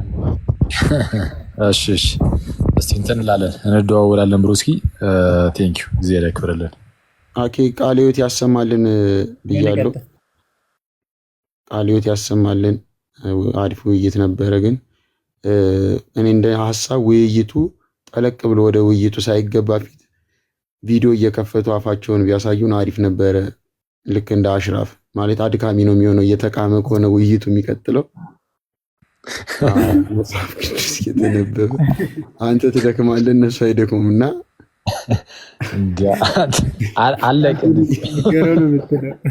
መጀመሪያ ቪዲዮ ከፍተህ አፋቸውን አሳዩንም እያሉ ማውራት ነው የሚሻለው። የዛ አድክም ነው የሚሆነው። እሱ ከባድ ነው። አንተ ገባ ይላል አንተ ይመቸውም ቤቴ። እሺ ኤኒዌይስ በቃ እኔ ልውረድ። እናንተ ሰዎች እንስማና ባሮካ ግን አለ ባሮክ ተኝቷል። ባሮክ ይተኝ። እሺ ብስሬ ሰላም በለንና ዝማሬ እስቲ ስለ ኢየሱስ ክርስቶስ አምላክነት ጌትነት ዘምርልን። በዛው ማለት ሰዎች የተዋህዶ ልጆች ከታችም ከላይም ያላችሁ መኩ ሁላችሁም፣ አንተሽ፣ መዝሙር ያሬድ፣ ዮኒ፣ ባሮክ፣ አብርሃም፣ ቆስጠንጢኖስ ነው ምናምን ትንሽ ስም ይከብዳል። እንኳን ደህና ቆያችሁ። ያው ዝማሬ ስለ ኢየሱስ ክርስቶስ የንስሐ ዝማሬ እንዘምራለን።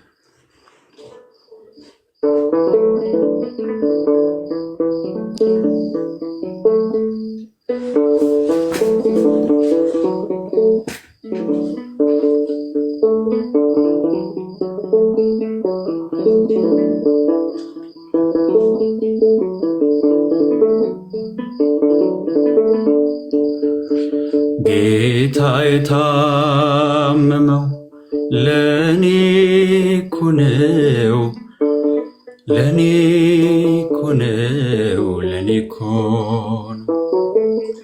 አምላክ የታመመው ለኔ እኮ ነው፣ ለኔ ለኔ እኮ ጌታ የታመመው ለኔ እኮ ነው፣ ለኔ እኮ ነው፣ ለኔ እኮ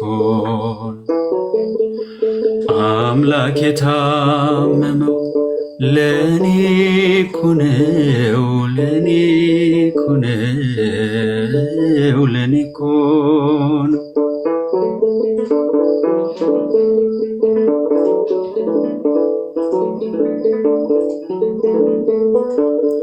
ደም ግባት የለውም ለሚያዩት፣ ጅራፍ አቁስሎታል እትራት። እስከ ትውልድ ትውልድ የሚጠራ ወዶኛል ጌታዬ በመከራው። ጌታ የታመመው ለኔ እኮ ነው፣ ለኔ እኮ ነው፣ ለኔ እኮ ነው። አምላክ የታመመው ለእኛ እኮ ነው፣ ለእኛ እኮ ነው፣ ለእኛ እኮ ነው። ማን ነው ያስተዋለው ያን ፍቅር? ሕይወት ተመሳቅሎ በችንካር እርሱ የኔን በደል ሲከፍል ተፈታ ወረድኩኝ ከመስቀል። ጌታ የታመመው ለኔ እኮ ነው፣ ለኔ እኮ ነው፣ ለኔ እኮ ነው። አምላክ የታመመው ለኔ እኮ ነው፣ ለኔ እኮ ነው፣ ለኔ እኮ ነው። ምስባኩን ሰምቼ ያን ወንጌል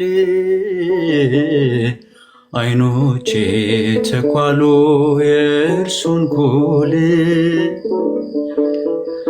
ወድጄው ተለየው ከወገኔ መንገዴ ነው እርሱ ብርሃኔ።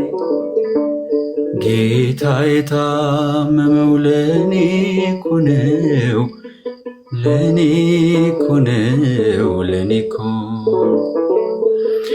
አምላክ የታመመው ለኔ እኮ ነው፣ ለኔ እኮ ነው፣ ለኔ እኮ ነው። ዕዳ አለብኝ ጌታ ብድራት፣ እንዴት ብዬ ልኖር ላስደስት? በፊቴ መስቀል ይታየኛል፣ የለውም ጌታዬ ወስደኛል። ጌታ የታመመው ለኔ እኮ ነው፣ ለኔ እኮ ነው፣ ለኔ እኮ ነው። አምላክ የታመመው ለኔ እኮ ነው፣ ለኔ እኮ ነው ለኔ እኮ ነው ኢየሱስ ኢየሱስ ኢየሱስ መድኃኒት ለሥጋ ለነፍስ ኢየሱስ ኢየሱስ ኢየሱስ ሰላም እረፍትን ለነፍስ መቼ ነው ላንተ የምሆነው መቼ ነው ላንተ የምሆነው ለመስቀል ቃል የምታመነው ለአባትነት የምታመነው መቼ ነው ላንተ የምሆነው ኢየሱስ ኢየሱስ ኢየሱስ መድኃኒት ለሥጋ ለነፍስ ኢየሱስ ኢየሱስ ኢየሱስ ሰላም እረፍትን ለነፍስ መቼ ነው ላንተ የምሆነው መቼ ነው ላንተ የምሆነው ለመስቀል ቃል የምታመነው ለአባትነት የምታመነው መቼ ነው ላንተ የምሆነው አውቃለሁና ቃልህን ኖሬያለሁና በቤት ወደ ንስሐ ልትመራኝ በስታለኝ ቸርነትህ ጠንካራ እንዳይሆንብኝ አደራ አድርገው ደልዳላ ሜዳ ጌታዬ ውስጤን ተራራ አድርገው ደልዳላ ሜዳ ጌታዬ ውስጤን ተራራ ኢየሱስ ኢየሱስ ኢየሱስ መድኃኒት ለሥጋ ለነፍስ ኢየሱስ ኢየሱስ ኢየሱስ ጽድቅና ሰላም ለነፍስ ድንጋይ ቢወረወርብኝ መልሼ ላልወረውር ሰብስቤ ቤቴን ልስራበት እንዳስተማርከኝ ልኑር ወደ ጥፋት የሚወስደው ሰፊ ነውና መንገዱ ሕይወት አልቀናላቸውም በዚህ ጎዳና ለሄዱ ሕይወት አልቀናላቸውም በዚህ ጎዳና ለሄዱ ኢየሱስ ኢየሱስ ኢየሱስ መድኃኒት ለሥጋ ለነፍስ ኢየሱስ ኢየሱስ ኢየሱስ መልስና ምሕረት ለነፍስ ኃጢአቴ ብዙ ነውና መተላለፌን አውቃለሁ መንፈስን አትውሰድብኝ እኔ ያለ እርሱ የታለ ከከንፈሮቼ ምስጋና ለነፍሴ አገልግሎት አንተን መፍራት ይብዛልኝ ልኑር ጌታ ሆይ በፊት አንተን መፍራት ይብዛልኝ ጌታ ሆይ ልኑር በፊት ኢየሱስ ኢየሱስ ኢየሱስ መድኃኒት ለሥጋ ለነፍስ ኢየሱስ ኢየሱስ ኢየሱስ ሰላም ዕረፍትን ለነፍስ መቼ ነው ላንተ የምሆነው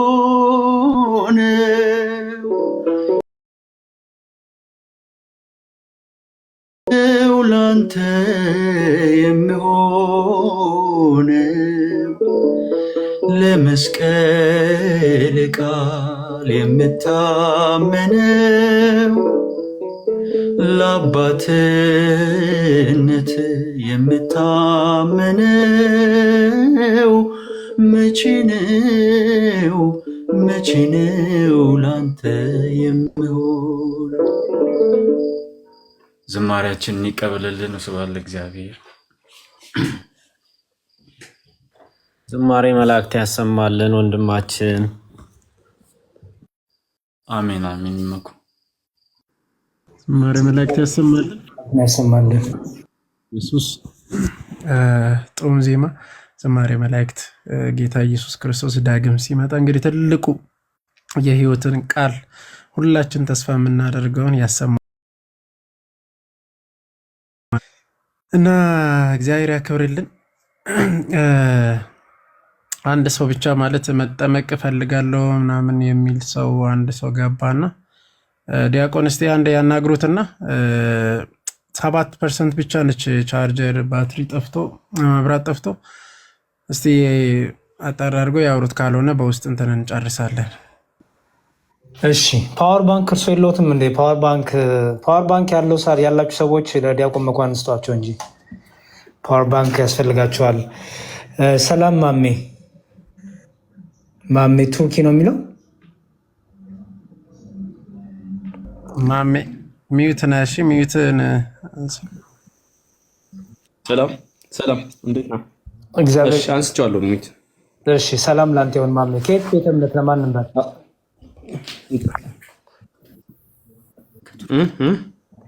ከየት ቤተ እምነት ነው ማን ነበር?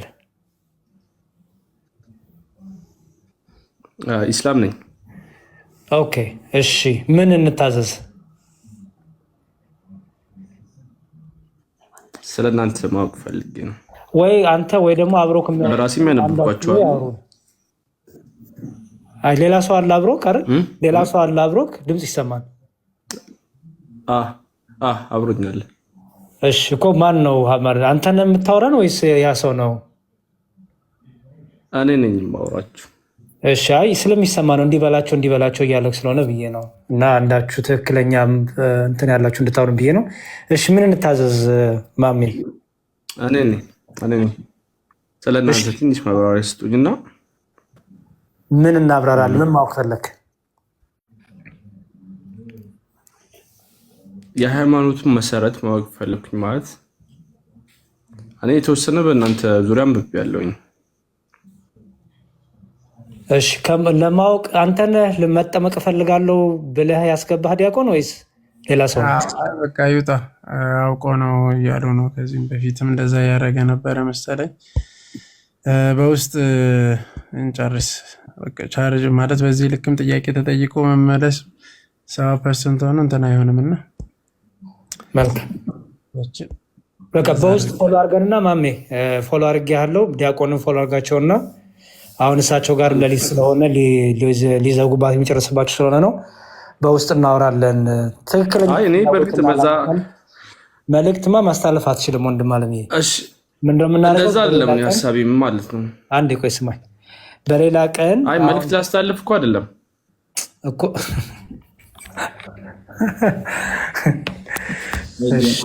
ከዚህ በፊት እኔ ጋር መጥቶ ነበረ። ኦኬ አንድ ሁለቴ ትንሽ ስድብ ሰምተናል። እኔ እንጃ ግን ምናልባት ውስጥ ያለው ነገር ሊቀየር ይችላል፣ አይታወቅም። ስለዚህ በውስጥ አውራን ወንድማችን፣ ችግር የለውም፣ አስፈላጊውን ነገር እናደርጋለን። ግን ማይቀየር ሰው የለምና ይሁን። እስኪ ለማንኛውም ኤኒዌይስ እዚህ ያላችሁት ወንድሞች እህቶቻችን የሚለቁልን መረጃ አለ በዩቲዩብ ላይ አለምነኝ 12 እና ኤፌሶን 12 የሚል የዩቲዩብ ቻናል አለ። እያስቀደማችሁ በዛ ትክክለኛ መረጃዎችን ማግኘት ትችላላችሁ።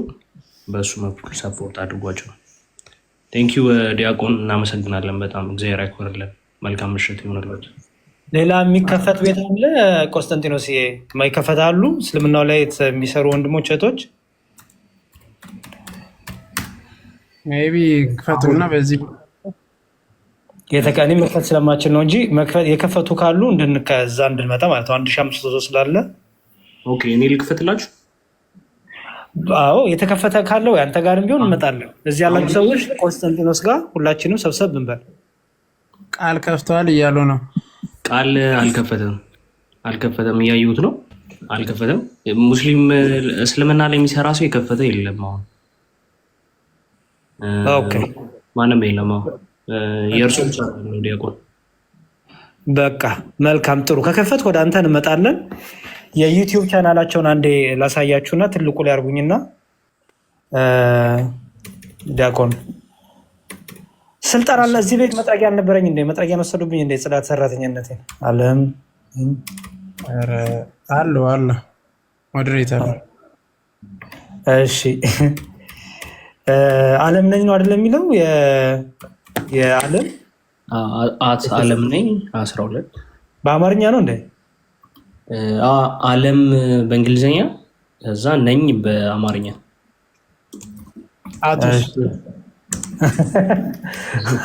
አቱስ ዲያቆን ነኝ። ለምንድን እንደዚህ ኮምፕሊኬትድ ያደረገችው? ትንሽ እሱ ነገር መስተካከል አለበት። ተደራሽነቱ ሰፊ ነገራት። ዲያቆን መኳንንት አቱስ ብለውሻል። ዲያቆን መኳንንት አሪፍ ጥያቄ ነው። እሺ ዓለም ነኝ። ኦኬ አገኘኋት። ይሄው ይሄንን ዩቲዩብ ቻናል እንግዲህ ሰብስክራይብ አድርጉ ማለት ነው። ያው ሪፍሌክሽን አለው መሰለኝ ግስ ትንሽ ምናልባት እኔ ሁለቱንም ላድርግልና እርሱ ያኛውን እኔ ያኛውን ላሳያችሁ። ይኸው ዓለም ነኝ 12 የእፎይ ወንድማችን ፕሮፋይል ፒክቸር አለው። ዓለም ነኝ 12 በጣም አሪፍ። እዚህ ላይ ጠቅላላ የእፎይ ውይይቶች አለላችሁ። የእፎይ ውይይቶች ጠቅላላ ተቀምጠዋል እና ይኸው ትምህርቶቹ ከእፎይ ጋር የነበሩ ውይይቶች በጣም ብዙ ተቀምጠዋል። እዚህ ጋር በጣም ብዙ ቪዲዮዎች አሉ ከእስልምናው ጋር የተደረጉ ንጽጽሮች ማለት ነው። ስለዚህ ገብታችሁ ተመልከቱ። ዓለም ነኝ 12 ይሄ ነው የዩቲዩብ ቻናሉ። ወደ 26,000 ምናምን ሰብስክራይበር አለው። በደንብ ከፍ አድርጓት አሳድጓት ማለት ነው። እሺ ቆስጠንጢኖስ ደግሞ የቤትን ያሳያቸው። እሺ ይኸው አትን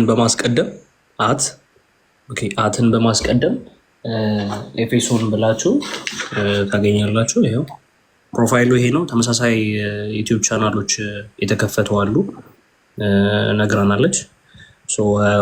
ይኸው እንደምትመለከቱት ሁሉም በአማርኛ ነው። ከዛ 12 ቁጥርን መጽሐፍ ነው። 1520 ሰብስክራይበር አለው። ቪዲዮችን እንዳለ እዚህ ውስጥ ታገኛላችሁ። ትክክለኛ መረጃዎችን የምታገኙት በእንደዚህ አይነት የዩቲዩብ ቻናሎች ነው። ሌሎች በተመሳሳይ የተከፈቱ እና ትክክለኛ ያልሆኑ ትምህርቶችን የራሳቸውን አስተምሮ የሚያስተላልፉ ሰዎች ስላሉ ጥንቃቄ አድርጉ። እንደሱ ቲክቶክ ላይም ስላለ የእፎይናውን እንደዛ የሚያደርጉ አሉ። የእሱን ምስል ያሳያሉ፣ ተመልከቱ ብሎ ይላል። ከዛ በኋላ የራሳቸውን ትምህርት ነው የሚያስተላልፉት። በእንደዚህ አይነት ነገር እንትን እንዳትሉ። የእኛ ልጆች ራሱ ሼር ያደርጉልኛል። በጣም እፎ የለቀቀው እየመሰላቸው ያደርጋሉ። ትምህርቱንም በስነ ስርዓት ስሙት፣ የሚተላለፈውን መልእክት ስሙ። ሰብስክራይብ ማድረጋችሁን ቀጥሉን። እናመሰግናለን በጣም ዲያቆን። እግዚአብሔር ያክብርልን ታይሙትን ስለሰጠ። ዲያቆን እግዚአብሔር ይስጥልን፣ ክህነት ይባርክልን፣ ከፍ ወዳለው ማድረግ ያደርስልን። እግዚአብሔር ይስጥልን። የማማዬንም አስተዋውቁ እንጂ በዚሁ ማማዬም አላት እየተባለ ነው። አላቅም የማማዬን፣ ይቅርታ ብሺ። እሺ አይ እዚህ ከስር እየጻፉ ነው። በቃ ራሷ እንትን ትበል፣ እሱን ማስታወቂያ ትስራበት፣ ችግር የለውም። ያሬዶ ሊዘጋ ነው 4%። ማማዬን ግን ሳታስወራት መኩ። ኧረ በስመ አብ ሳተነፍስ ወረደች። አራት አቀሳሰር እኔ መቼ እንትን አደረኳት። ማማዬ ወዳጃችን ያሬዶ ወጣ። ሰላም እደሩ። እግዚአብሔር ያክብርልን። ሰላም ሁኑ፣ በርቱልን። መኩዬ እሺ አደርልኝ። በስሬ ደህና ደር። እንትና ባሮክ ተኝቷል፣ እዛው ይተኛ በቃ። እሺ መኩ ደህና ደሩላችሁ። ቻ ደህና ደር። እሱ መቆሚያውን እንደያዘ ቀረ ልጁ። ሰዎች ለማንኛውም ደህና ደሩ። እግዚአብሔር ያክብርልን ሁላችሁ። ያው የተወሰነ ርዕስ ይዘን ገብተን እኔ እንኳ የገባሁበት ቆላሲስ ምዕራፍ 1 ቁጥር 15-12 ጀምሮ ያለውን ለማየት በተወሰነ መግቢያ ላይ ገባው። ከዛ መጣ ዘመብራሪያ ምናምን ተሰጠ፣ ጥያቄ ተገባና ወደ እስልምና መጥቶ ጠየቁ። እንግዲህ እግዚአብሔር በረዳና በፈቀደ መጠን ያው በግልጽ ማለት ነው ያው መልስ ተሰጥቶበታል። ብዙዎቻችሁን ደግሞ በዚህ ውስጥ ተምራችኋል ብዬ አስባለሁ፣ አምናለሁ። ሳይሆን በእርግጠኝነት አምናለሁ። እግዚአብሔር ደግሞ የሰማነውን ፍሬን እናፈራበት እርሱ ይርዳል። ሰላማችሁ ይብዛ። ደህና ደሩልን።